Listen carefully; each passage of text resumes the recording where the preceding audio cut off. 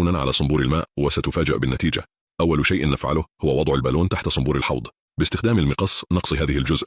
الآن سنحتاج هذا الجزء من زجاجة بلاستيكية. أدخل الجزء البلاستيكي في البالون. يجب فتحه بهذه الطريقة حتى يتم إدخاله، وبهذا سنحصل على صنبور مرن وحديث دون إنفاق المال، مما سيمكننا. يلا يا باشا نجرب، يلا يا باشا. ادي الغطا بتاعنا الجميل، وادي الصنبور بتاع الماء اللي هنركب فيه. يلا بينا على الحوض. وادي يا باشا الحوض بتاعنا الجميل، وركبنا الصنبور في قلب الخلاط.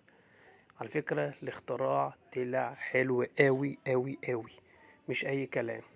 واهو بجيبه شمال ويمين ويمين وشمال وزي ما انت عايز.